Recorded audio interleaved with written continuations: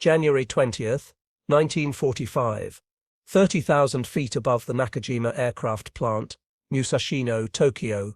The winter sky over Japan burned white with altitude. Ice crystals clung to the plexiglass nose of the lead B-29 Superfortress as it traced invisible geometric patterns through the frozen stratosphere. Inside the pressurized cabin, 23-year-old bombardier Lieutenant James Cartwright from Cedar Rapids, Iowa, watched the oxygen indicator needle quiver at the edge of operational limits. Below him, through breaks in the cloud cover, Tokyo spread like a child's model, miniature, unreal, impossibly fragile. The Norden bombsight hummed its mechanical song. Cartwright's breath fogged inside his oxygen mask.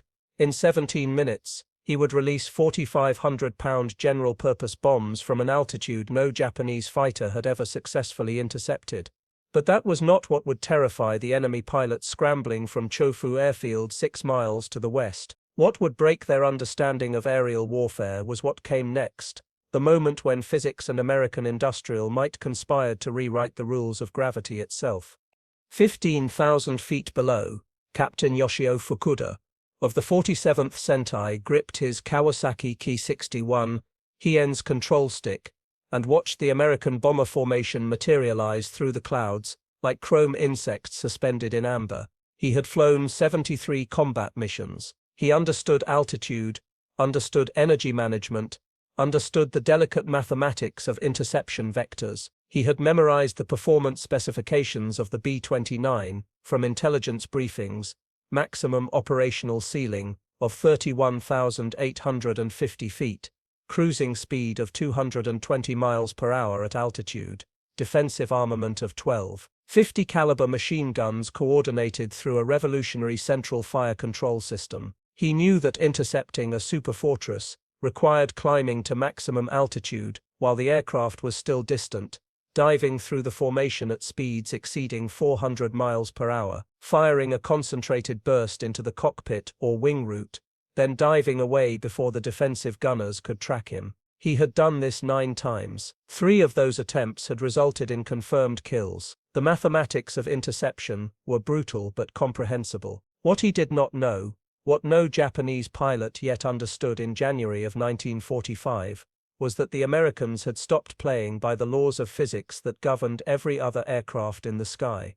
The B-29 Superfortress represented the most expensive weapons program of the Second World War, exceeding even the Manhattan Project in total cost.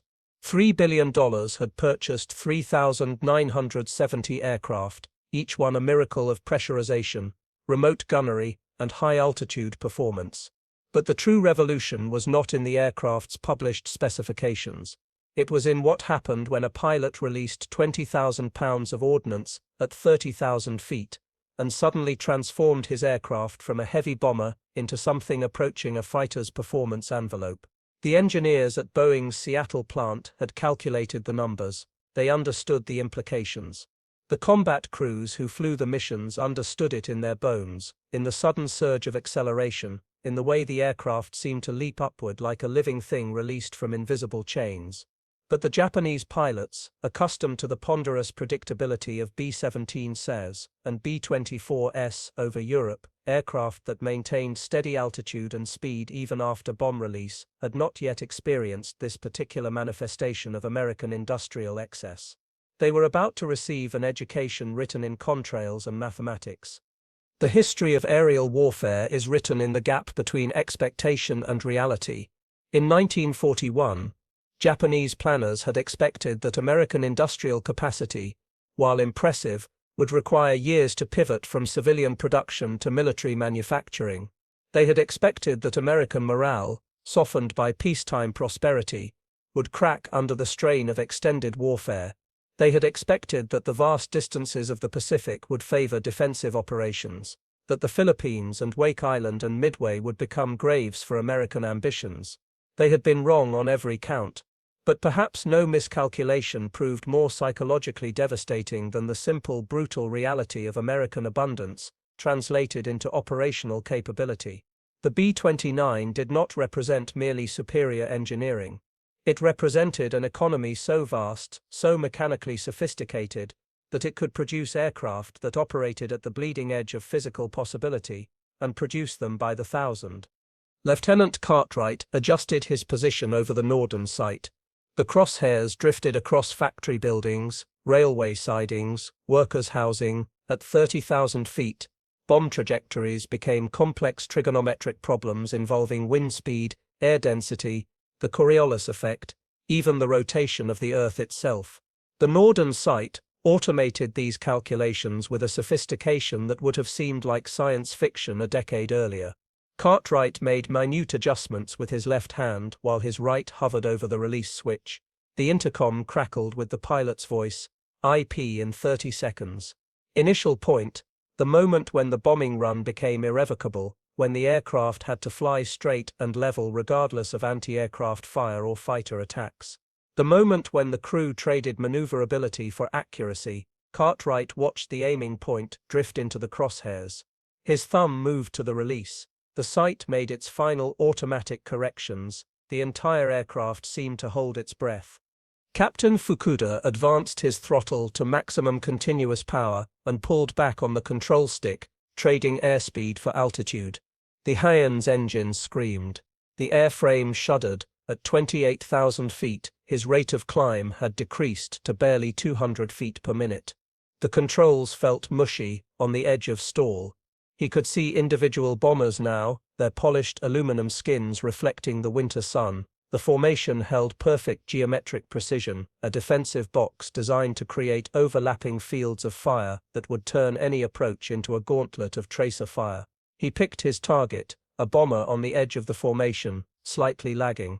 He would make a diving attack from 11 o'clock high, a 4-second burst into the cockpit area, then a hard diving turn to the left that would take him below and away from the defensive guns.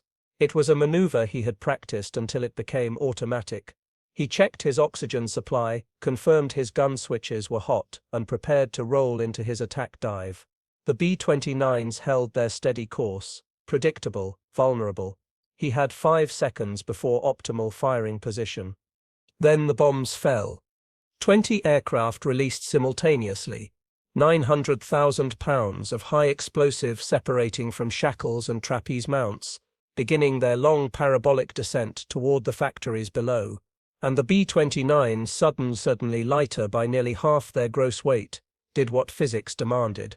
They leaped upward, not gradually, not in a gentle climb. They surged, jumping 1,000 feet in the first 30 seconds, their pilots already pushing the controls forward to prevent excessive altitude gain, already advancing throttles to maximum power to accelerate away from the target area.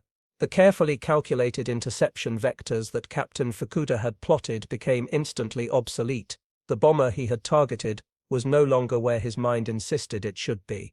It was 800 feet higher and accelerating, climbing through an altitude band he could barely maintain even in level flight. He pulled back harder on the stick, trying to follow, feeling the Hyan shudder on the edge of aerodynamic stall. His airspeed bled away. The bomber continued to climb. The rest of the formation followed, 20 aircraft performing a synchronized ascent that transformed the tactical geometry of the engagement. Fukuda's engine temperature gauge climbed into the red, his vision narrowed at the edges from hypoxia, despite the oxygen flowing into his mask. The bomber was now 1,200 feet above him, and still climbing, unreachable. Impossible. He was not alone in his confusion. Across the formation, 17 other Japanese fighters struggled with the same impossible mathematics. They had climbed to their operational limits, expecting to find vulnerable bombers at predictable altitudes. Instead, they watched the entire American formation climb away as if mocking the very concept of interception. Some pilots tried to follow, pushing their engines beyond safe limits, their aircraft shuddering and wallowing in the thin air. 2 Kir-61s stalled and entered spins, their pilots fighting for control as they fell through 20,000 feet. 3 others overheated their engines and were forced to break off, trailing white coolant vapor. The rest hung at their ceiling, impotent, watching the B-29s ascend into an altitude band that might as well have been on the moon. This was not how aerial combat was supposed to work. Bombers were heavy, ponderous, predictable. They absorbed punishment. They maintained steady courses. They traded vulnerability for payload capacity. These were the fundamental rules of strategic bombing, proven over Germany and Italy and France. But the B-29 existed in violation of those rules. It could fly higher than the fighters sent to intercept it. It could fly faster than many of those fighters at altitude. And now, unencumbered by bomb load, it could climb at rates that left experienced pilots shaking their heads in disbelief. The Americans had not merely built a better bomber, they had built an aircraft that redefined what a heavy bomber could be.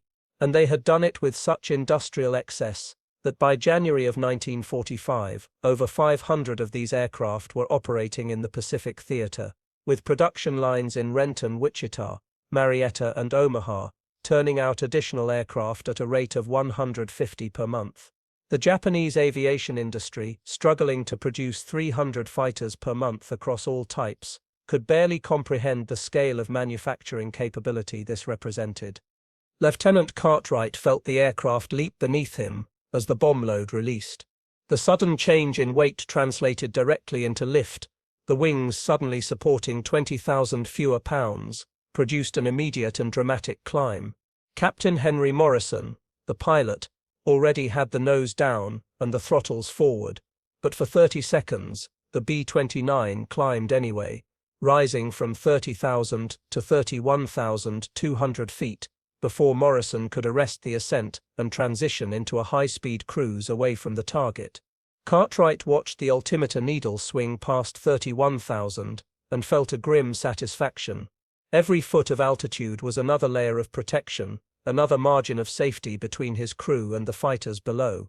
He glanced through the plexiglass nose and saw the bomb pattern developing far below, white flashes blossoming around the target factory, smoke beginning to rise. Then he looked up and saw something that made his breath catch. Two Japanese fighters hung motionless at 29,000 feet, their propellers windmilling in the thin air, unable to climb further, unable to close the distance. They looked static, frozen, like models suspended in glass. He watched them for 15 seconds as the B-29 accelerated away. They never moved. They simply hung there, impotent testament to the gap between Japanese industrial capability and American excess. The strategic implications of this altitude advantage had been understood theoretically since 1943, when the first B-29s began operational testing. But theory and practice are separated by the gap between engineering drawings and combat reality. The Japanese had developed several responses to high-altitude bombing, stripped-down lightweight fighters, rocket-powered interceptors, aerial ramming tactics, even attempts to develop jet-powered aircraft that could reach 40,000 feet. None of these solutions had reached operational effectiveness by January 1945. The lightweight fighters could reach extreme altitude but sacrificed armament and protection to do so. The rocket-powered aircraft flew for only minutes and required perfect conditions for interception. The jet program remained mired in development delays and material shortages, and the ramming tactics, while occasionally effective, were fundamentally suicidal, a desperation measure that consumed experienced pilots Japan could not replace. The Americans, meanwhile, continued to improve their operational tactics. They discovered that bombing from 30,000 feet, then climbing to 32,000 or even 33,000 feet after bomb release, created an almost insurmountable interception problem. Japanese fighters scrambled from airfields around Tokyo would climb to their maximum ceiling, arrive at the intercept point, and find the B-29 formations 2,000 to 3,000 feet above them, utterly unreachable. It was psychological warfare written in altitude and airspeed, a daily demonstration that American industry could produce aircraft that operated in flight regimes Japanese engineers could only theorize about. But altitude alone does not explain the psychological impact of the B-29 campaign. The true devastation was cumulative, systematic, relentless. The bombers came in formations of 50, 100, 200 aircraft. They came in daylight. They came through weather. They came despite losses. And when they dropped their loads and climbed away, Japanese pilots who had managed to reach interception altitude found themselves chasing aircraft that suddenly performed like heavy fighters, accelerating, climbing, maneuvering with an agility that seemed to mock the very concept of a heavy bomber. This violated the psychological contract of aerial warfare. Bombers were supposed to be vulnerable. Their crews were supposed to accept casualties as the price of delivering their payloads. The 8th Air Force over Germany had lost 4,754 heavy bombers in combat, a casualty rate that approached 50% for aircrew members completing a full tour. The B-29 crews, operating at altitudes and speeds that made interception exponentially more difficult, experienced casualty rates a fraction of their European counterparts. This imbalance, American crews surviving while Japanese pilots died in futile interception attempts, corroded morale in a way that simple military defeat could not. Captain Fukuda descended through 25,000 feet, his engine temperature finally dropping back into safe limits. His hands shook on the control stick, not from fear but from the physical strain of high-altitude flight, and the psychological whiplash of watching his carefully planned interception dissolve into futility. He had seen the bombers climb away. He had pushed his aircraft to the absolute edge of its performance envelope, and he had failed even to fire his weapons. This was becoming a familiar pattern. 3 weeks earlier, he had scrambled to intercept a formation of B-29s bombing the Nakajima plant at Ota. He had climbed to 28,500 feet, positioned himself for a diving attack, and watched the entire formation climb to 32,000 feet after bomb release. 6 days before that, another mission, same result. The Americans seemed to be operating by different physical laws. And the worst part, the detail that gnawed at him during sleepless nights, was knowing that they were simply obeying physics, exploiting principles of energy management and weight reduction that any competent engineer could calculate. The Americans had not invented new physics. They had simply built aircraft with enough excess capability to exploit physics that Japanese aircraft could not access. He thought about the intelligence briefings, the ones that tried to maintain morale by emphasizing Japanese spiritual superiority over American materialism. But spirit could not overcome a 5,000-foot altitude disadvantage. Spirit could not compensate for an engine that produced 1,500 horsepower, when American engines produced 2,200 horsepower per engine, with 4 engines per bomber. The numbers were simple, brutal, final. A single B-29 delivered 18,880 horsepower at takeoff. The fighter he was flying delivered 1,450 horsepower. This ratio, 13-1, appeared throughout the Pacific War. Americans had 13 times the industrial capacity, 13 times the steel production, 13 times the electrical generating capacity. They translated that advantage into aircraft that simply operated at performance levels Japanese industry could not match. And knowing this, understanding the mathematical certainty of defeat, did not make the humiliation of watching bombers climb away any easier to bear. The history of aerial warfare records many technological turning points. The introduction of synchronized machine guns, the transition from biplanes to monoplanes, the advent of radar and jet propulsion. But few innovations proved as psychologically devastating as the B-29's ability to render conventional interception tactics obsolete through simple, brutal performance superiority. Japanese pilots had trained to fight B-17Cs and B-24Es, aircraft that, while formidable, operated at altitudes and speeds accessible to existing Japanese fighters. The Mitsubishi A6M0, while lightly armed and unarmored, could reach 33,000 feet and match speeds with American bombers over Europe. The Ki-61 Haiyan could reach 37,000 feet in theoretical testing, but these capabilities assumed interception profiles based on bombers that maintained consistent altitude throughout their missions. The B-29 invalidated those assumptions. It bombed from altitudes Japanese fighters could barely reach, then climbed to altitudes they absolutely could not reach. This created a tactical paradox.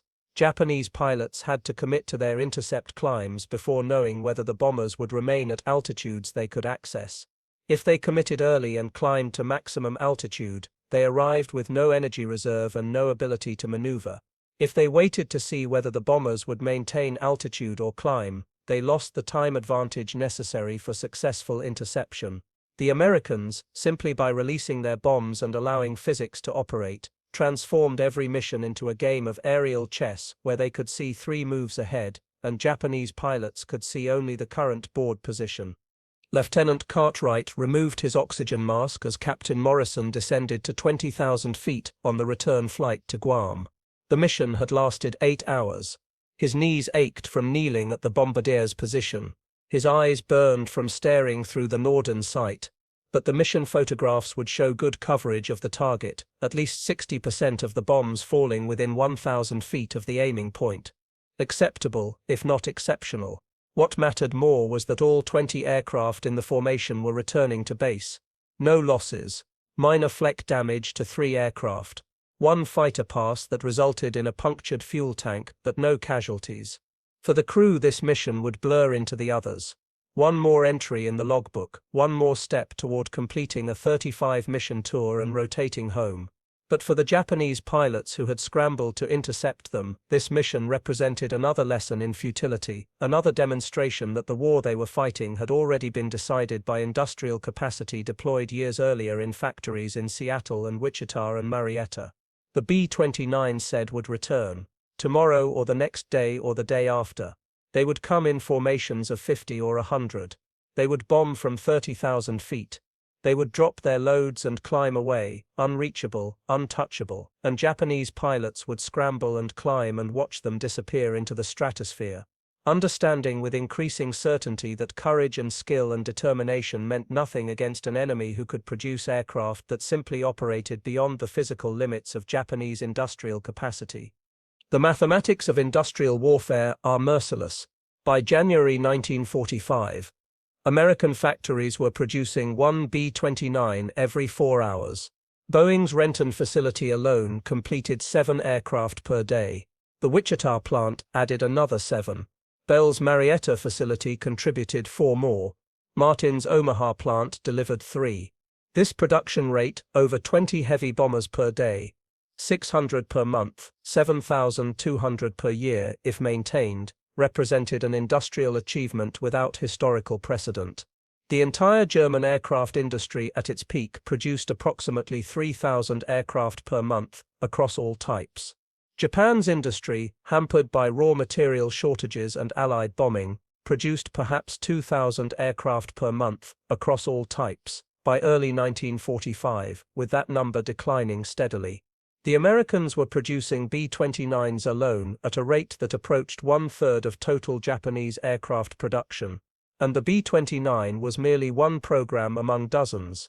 P-51 Mustangs rolled off assembly lines at a rate of 500 per month, P-47 Thunderbolts at 600 per month, B-24 Liberators at 400 per month. The sheer scale of production created a quantitative advantage that became qualitative. Not only did American forces have more aircraft, they had newer aircraft, with the latest modifications and improvements, while Japanese forces flew aircraft designed in 1940 or 1941 and could not be replaced when lost. This industrial disparity manifested in the small details that combat crews noticed, but historians often overlook. American B-29 crews flew in pressurized comfort, their cabins heated to 70 degrees Fahrenheit, even when the outside air temperature was 60 below zero. They wore heated flight suits. They ate hot meals prepared in electric ovens built into the aircraft. They drank coffee from thermoses. When they returned to base, they slept in barracks with electric lighting and hot showers.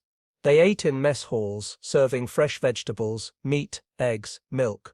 A diet that would have seemed impossible to Japanese forces subsisting on rice and pickled vegetables. This abundance extended beyond creature comforts into operational capability.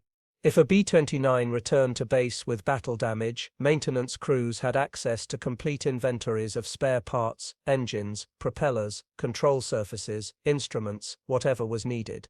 If an aircraft was damaged beyond field repair, it was simply written off and replaced with a new aircraft from the production line. Japanese maintenance crews performed miracles of improvisation, cannibalizing 3 damaged aircraft to keep one flying, fabricating replacement parts from scrap metal, stretching overhaul intervals beyond safe limits.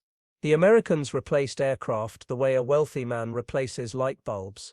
This ratio of resource availability, this casual assumption that whatever was needed would be available, pervaded every aspect of American military operations and stood in stark contrast to Japanese forces fighting with inadequate everything, inadequate food, inadequate ammunition, inadequate spare parts, inadequate fuel, inadequate hope. Captain Fukuda landed at Chofu Airfield and taxied to his revetment. His crew chief approached the aircraft with an expression Fukuda had come to recognize, concern verging on alarm. The engine inspection would reveal cylinder head temperatures beyond safe limits, potential warping of components that would require replacement parts they did not have. The crew chief would improvise something. He always did. But each mission added cumulative stress to an aircraft that should have been retired after 300 hours, but instead was approaching 600 hours, with no replacement in sight. Fukuda shut down the engine and sat in the cockpit for a long moment, his hands still gripping the control stick. He was 26 years old. He had attended university before the war, studied engineering, understood the principles of thermodynamics and structural mechanics that governed aircraft performance. He understood exactly why the B-29 said could climb away from him.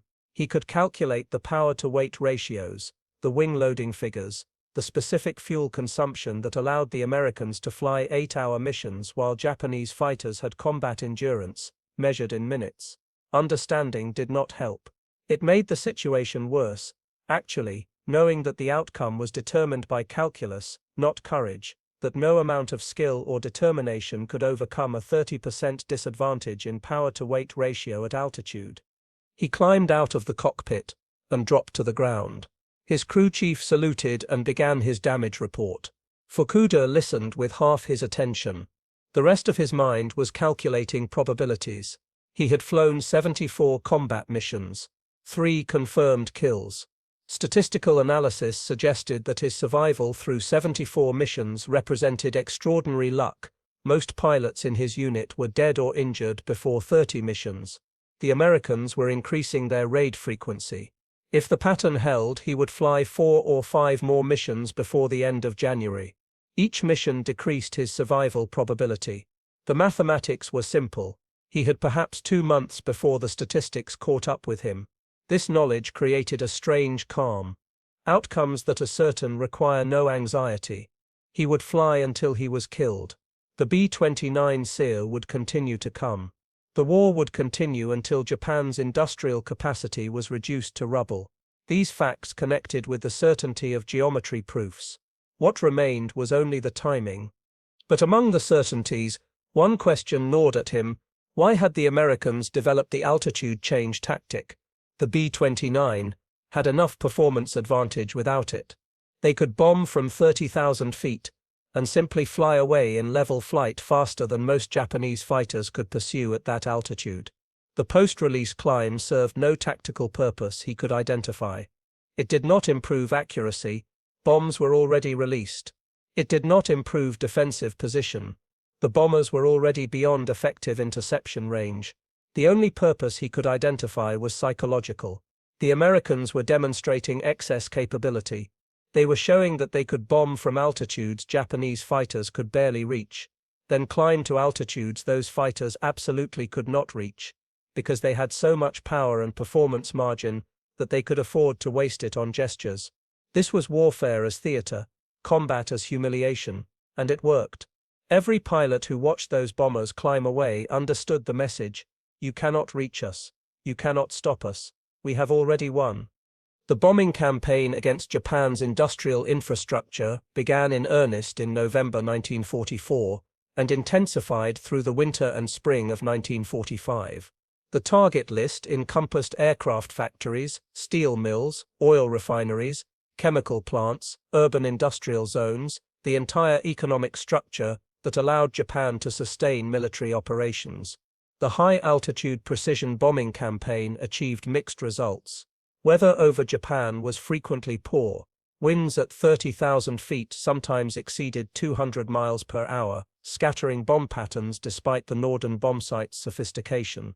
Accuracy rates hovered around 30%, meaning 7 out of 10 bombs fell outside the 1,000 foot radius considered effective for destroying specific buildings. But the Americans had bombs to waste. If accuracy was 30%, they simply tripled the number of aircraft committed to each mission. The result was the same: target destruction achieved through abundance rather than precision. Japanese industry, lacking the capacity to absorb this level of attrition, withered under the campaign. Aircraft production declined from 2,572 aircraft in September 1944 to 1,629 aircraft in March 1945. Steel production fell by 40%. Oil refining capacity dropped by 60%. The Americans were destroying Japan's ability to wage war through simple arithmetic, removing factories faster than they could be rebuilt or replaced. But the high-altitude campaign, while effective, did not achieve the psychological impact that Major General Curtis LeMay sought. LeMay assumed command of Dexai 1 Bomber Command in January 1945, and immediately recognized that high-altitude precision bombing, while strategically sound, allowed Japanese civilians to maintain a psychological distance from the war. They saw bombs fall on industrial targets. They saw military facilities destroyed. But they did not feel the war in their homes, in their neighborhoods. LeMay decided to change that calculus. On the night of March 9, 1945, he launched 334 B-29s against Tokyo in a low-altitude incendiary raid that would kill more people in 6 hours than the atomic bomb would kill at Hiroshima 4 months later. The aircraft flew at 5,000 to 8,000 feet, altitudes where Japanese fighters and anti-aircraft guns could engage effectively, and dropped 1,665 tons of napalm-based incendiaries designed specifically to start fires in wooden Japanese urban structures. The resulting firestorm killed an estimated 100,000 people and destroyed 16 square miles of Tokyo. This raid, and the campaign of urban incendiary bombing that followed, represented a fundamental shift from the high-altitude immunity that B-29s had enjoyed. LeMay deliberately sacrificed the altitude advantage to achieve greater destructive effect. Japanese fighters suddenly found targets they could reach, could engage, could sometimes shoot down. Over the following months, as the incendiary campaign intensified, B-29 losses increased dramatically. But the Americans continued. They absorbed the losses. They replaced the aircraft. They flew the missions. And still, even in low-altitude incendiary raids, the altitude change phenomenon manifested. A B-29, carrying incendiaries, weighed less than one carrying high-explosive bombs. Incendiaries were lighter by volume. When the incendiary load dropped, the aircraft still experienced that characteristic surge upward, still climbed from 7,000 feet to 9,000 feet in the first minute after bomb release. For Japanese pilots trying to maintain contact with the bombers after their attack passes, this sudden altitude change remained disorienting. They would dive through the formation, firing as they passed, then pull up to reposition for another pass, and discover the bombers were now 2,000 feet higher than where their combat instincts insisted they should be. The altitude advantage had diminished from the extreme margins of high-altitude operations, but it persisted. American aircraft, even when operating in flight regimes where Japanese fighters could engage, still demonstrated performance characteristics that violated Japanese expectations formed through combat against B-17 Sayers and B-24s over China and the Philippines. Lieutenant Colonel Fukuda, promoted after surviving through February, flew his 93rd combat mission on March 10, 1945, the night after the Great Tokyo Incendiary Raid. He took off at 10:47 p.m. and climbed to 12,000 feet, expecting to intercept B-29s at high altitude. Instead, he found them at 6,000 feet, their bomb bay doors already open, incendiaries streaming down into Nagoya.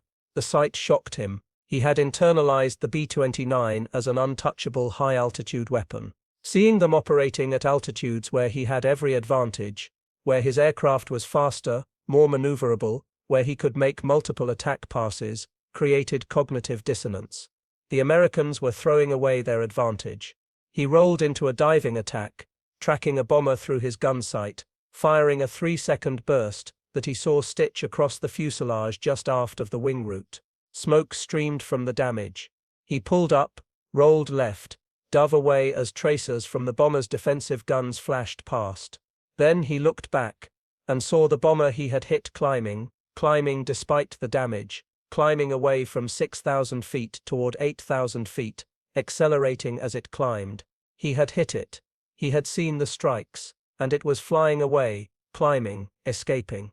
He tried to follow but lost sight of it in the darkness. Later he would learn that 61 Japanese fighters engaged the bombers that night. They claimed 26 destroyed. Actual American losses were 13 aircraft. The rest had absorbed damage and flown home, their crews patching holes, feathering damaged engines, trusting in the aircraft's redundant systems and structural strength to carry them across 1,500 miles of Pacific Ocean back to Guam or Tinian or Saipan. The phenomenon of B-29 Seb absorbing catastrophic damage and continuing to fly became another psychological weapon in the American arsenal. Japanese pilots would achieve what should have been killing hits: engine fires, severed control cables, massive structural damage, and watch the aircraft continue to fly. The B-29's redundant systems meant that one damaged engine could be shut down and the aircraft continued on 2 damaged engines meant reduced performance but often still sufficient power to reach base. The structural strength meant that damage which would have destroyed a Japanese bomber simply resulted in reduced performance for the B-29. And the pressurization system meant that even aircraft with fuselage damage could continue at high altitude by isolating the damaged sections. This durability, combined with the altitude performance, created an aircraft that seemed almost mythical to Japanese pilots, a machine that could not be reached, could not be caught, and even when damaged, could not be killed. The psychological impact of fighting an enemy who possessed such overwhelming material advantage cannot be overstated. It corroded belief in victory, in purpose, in meaning itself. By April 1945, the strategic situation had crystallized into inevitability. American forces had captured Iwo Jima, providing emergency landing fields for damaged P-29 sand bases for escort fighters that could accompany the bombers all the way to Japan. Okinawa was under assault and would fall within weeks, providing even closer bases. The Japanese Navy had been reduced to a suicide weapon. The battleship Yamato sortied on a one-way mission to Okinawa and was sunk by carrier aircraft before coming within sight of the island. The army was being systematically destroyed in hopeless defensive battles on Pacific islands, and over the home islands B-29 Sen flew missions with near impunity. Japanese fighter strength had been reduced through attrition to perhaps 2,000 operational aircraft, scattered across dozens of airfields, chronically short of fuel and spare parts. American bomber strength exceeded 600 B-29 Sen in the Marianas alone, with another 1,000 in production or in training. The mathematics admitted no ambiguity. Japan would lose. The only variables were timing and casualties. And yet pilots continued to fly. Fukuda flew his 100th mission on April 17, 1945. He had survived longer than seemed statistically possible. His aircraft had been hit 37 times. He had bailed out twice. He had crash-landed once. He had seen 90% of the pilots who had graduated with him from flight school killed.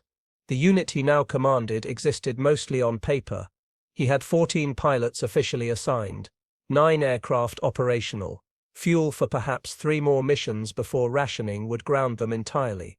But when the alert came, they still scrambled. They still climbed.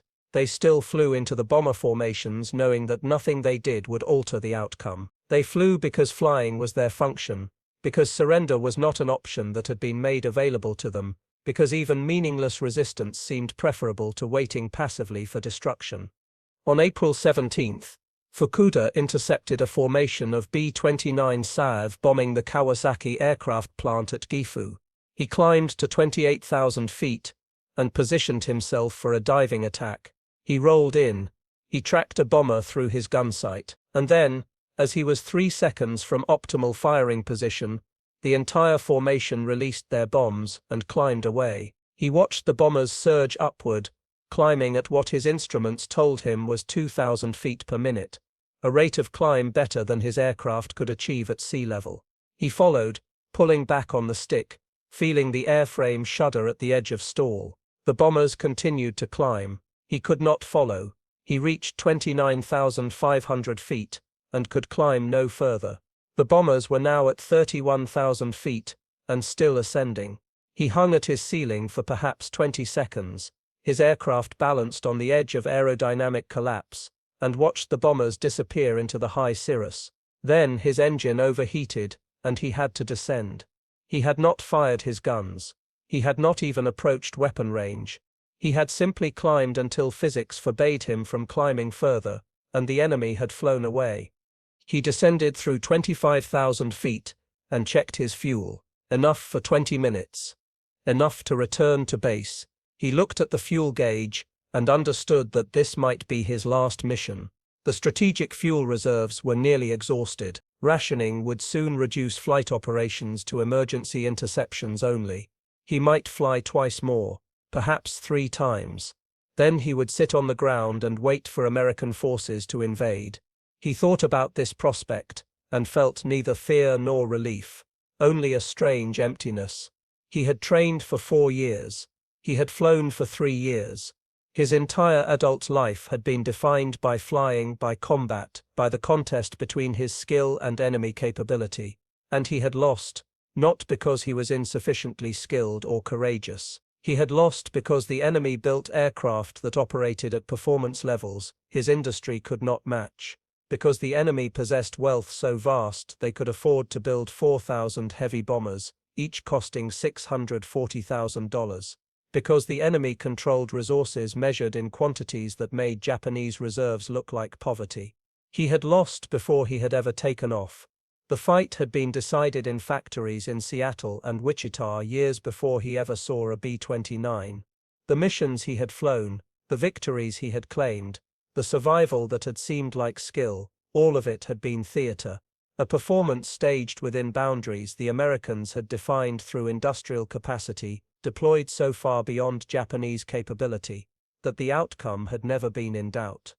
This recognition, that individual courage and skill meant nothing against systematic material superiority, represented the ultimate psychological victory of American strategic bombing. The high-altitude campaign had destroyed factories. The incendiary campaign had destroyed cities.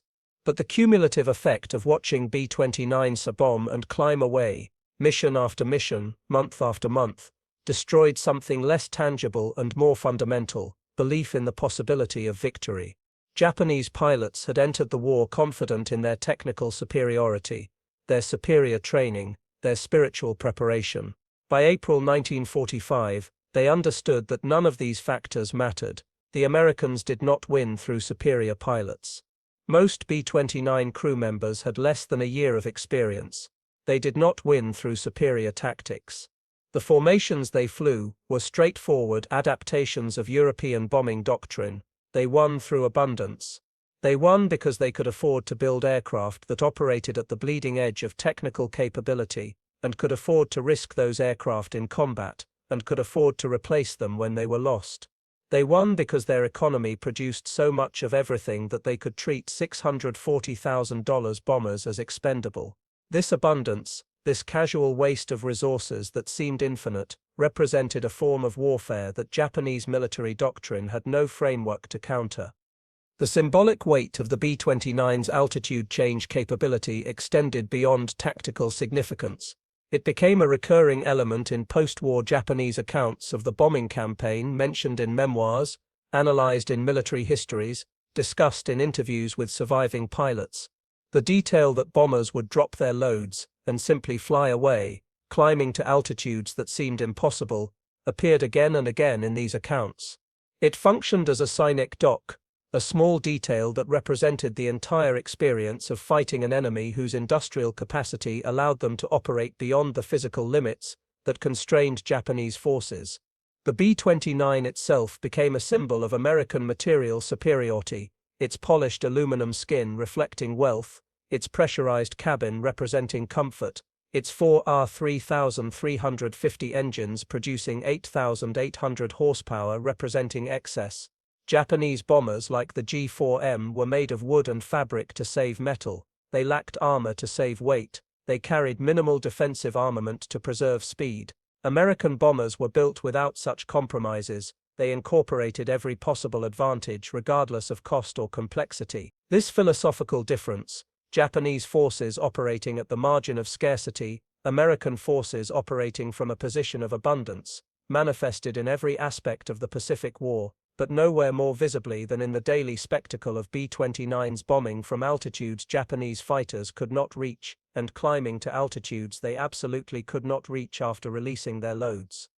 By July 1945, organized Japanese air defense had effectively ceased to exist. Fighter units had been grounded by fuel shortages. Anti-aircraft ammunition was exhausted. The B-29 flew missions in formations of 500 aircraft, bombing in daylight, dropping leaflets warning civilians to evacuate cities before they were destroyed. This transition from contested bombing to unopposed destruction marked the final stage of strategic air warfare, the point where the enemy retained no capability to resist, and bombs fell with the inevitability of weather, and still the bombers climbed after releasing their loads. Still the formations surged upward, gaining 1,000 or 2,000 feet in the first minute after bomb release, climbing toward the stratosphere even though no fighters rose to intercept them, even though the defensive gesture served no tactical purpose. The altitude change had become habitual, a standard procedure encoded in training and operations manuals, performed automatically whether the tactical situation required it or not. This habit, this routine continuation of a defensive maneuver after the defense had been eliminated, captured something essential about American strategic bombing doctrine. They continued to operate at maximum capability regardless of enemy resistance, because abundance allowed them to maintain maximum effort without calculation of necessity.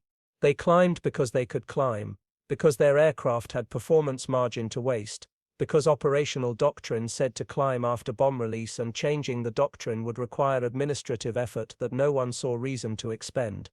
On August 6, 1945, a single B-29 named Enola Gay dropped an atomic bomb on Hiroshima. On August 9, another B-29 named Boxcar dropped a second atomic bomb on Nagasaki. These missions flew at 31,000 feet. After releasing their bombs, both aircraft performed the altitude change maneuver with unusual urgency, not climbing, but diving away to escape the shockwave of the weapon they had just released. The atomic bombs represented the ultimate expression of American industrial and scientific capacity, but they emerged from the same framework of abundance that had produced the B-29 itself. The Manhattan Project cost $2 billion, two-thirds the cost of the B-29 program. Both represented commitments of resources that would have bankrupted smaller nations. The United States funded both simultaneously while also producing 300,000 conventional aircraft, 89,000 tanks, 6,500 naval vessels, and 41 billion rounds of small arms ammunition. This capacity to pursue multiple extremely expensive programs in parallel, to develop revolutionary weapons while also producing conventional weapons in quantities that saturated every theater of war, reflected an economic advantage that was not merely quantitative but qualitative, a difference not just of degree but of kind. Lieutenant Colonel Fukuda heard the news of Hiroshima on August 7. He heard about Nagasaki on August 10. He heard the Emperor's surrender broadcast on August 15. In the interval between these dates, he sat in his quarters at Chofu Airfield and wrote letters he would never send. He wrote to his university professors, explaining how thermodynamics and structural mechanics had proven more decisive than courage or skill. He wrote to his parents, apologizing for surviving when so many others had died. He wrote to himself, trying to articulate what it had meant to fight a war where victory was impossible, where every mission flown was merely a postponement of inevitable defeat, where the enemy demonstrated their superiority not through battlefield prowess, but through casual abundance, aircraft that climbed away, supplies that never ran out, crews that were replaced when lost. He wrote until his hand cramped and his eyes burned. Then he burned the letters and watched the ashes scatter in the August wind. The war ended. The B-29 stopped coming. The aircraft that had seemed eternal, silver machines climbing into the stratosphere every day, inevitable as sunrise, disappeared from Japanese skies. Fukuda survived. He watched American occupation forces arrive. He watched Japan rebuild under American administration. He lived for 47 more years, working as an engineer, raising a family, growing old in a country that had been transformed by defeat. But until the end of his life, whenever he heard aircraft overhead, he would look up involuntarily, searching the sky, his body remembering the sound of Wright or 3,350 engines at 30,000 feet. And sometimes, on clear winter days when the sky was that particular shade of white that comes only at extreme altitude, he would see contrails from commercial jets crossing overhead, and he would remember how the bombers had climbed away, how they had ascended into regions of the atmosphere he could not follow, how they had demonstrated their superiority, not through violence but through performance, simply flying higher than he could reach, simply climbing away, leaving him suspended at his ceiling, watching them disappear into the infinite sky. The B-29 missions against Japan flew from November 1944 through August 1945. 10 months that redrew the boundaries of what strategic bombing could achieve. The aircraft flew 34,790 sorties, dropped 170,000 tons of bombs, destroyed 178 square miles of urban area, killed perhaps 500,000 civilians, and contributed directly to Japan's decision to surrender. But beyond these statistics lies a less measurable impact, the psychological effect of daily demonstrations of material superiority so overwhelming that resistance became performance rather than genuine opposition. Japanese pilots in the last months of the war were not fighting to win. They were fighting because fighting was their function, because the war continued and so they continued, because surrender required explicit permission that did not come until August 15th. And every mission they flew against B-29 formations reinforced their understanding that the outcome had already been decided, that the aircraft they were attempting to intercept operated in flight regimes their industry could not reach, that the war they were fighting had been lost before it began by economic factors determined in the 1930s when American steel production exceeded Japanese production by a factor of 12. This recognition, that wars are decided by industrial capacity translated into operational capability, that courage and skill cannot overcome systematic material disadvantage, that some conflicts are determined before the first shot is fired, represents the central lesson of the B-29 campaign. The aircraft itself was merely the vehicle for this lesson. The altitude change maneuver, the detail that Japanese pilots mentioned again and again in their accounts, functioned as the concrete manifestation of abstract advantage. Every time a bomber formation climbed away after releasing ordnance, it demonstrated that American industry could produce aircraft with performance margins to waste, that American operational doctrine assumed abundance rather than scarcity, that the enemy occupied a different economic reality than the one Japanese forces inhabited. This gap, this chasm between American plenty and Japanese poverty, could not be bridged through valor or determination, it could only be acknowledged. And in that acknowledgement lay the ultimate victory of strategic bombing, not the physical destruction of cities and factories but the psychological destruction of belief in the possibility of victory through force of will alone. The sky above Tokyo is empty now of bombers. Commercial aircraft trace their routes at 35,000 feet, higher than the B-29 ever flew, their contrails fading into the stratospheric wind.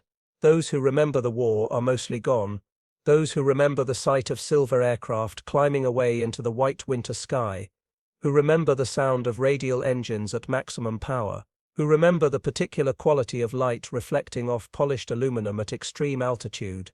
They are fewer each year, their memories dissolving like contrails in wind. But the lesson remains, encoded not in memory but in doctrine, in the strategic assumptions that still govern military planning, in the recognition that modern warfare is fundamentally industrial, that victory flows not from courage or sacrifice but from factories and resources, and the economic capacity to outproduce an enemy. The B-29 proved this theorem. Every mission demonstrated it, every altitude change reinforced it, and when the bombers finally stopped coming, when the war ended and the sky was empty again, the proof remained, written in ruins, recorded in statistics, remembered in the minds of pilots who had climbed to their ceilings and watched the enemy fly away, untouchable, ascending into a realm of pure performance that represented not just superior engineering but superior abundance, the kind of excess that allows a nation to build aircraft with margins to waste and doctrine that wastes those margins casually, without calculation, because abundance is itself a weapon that demoralizes more effectively than any bomb.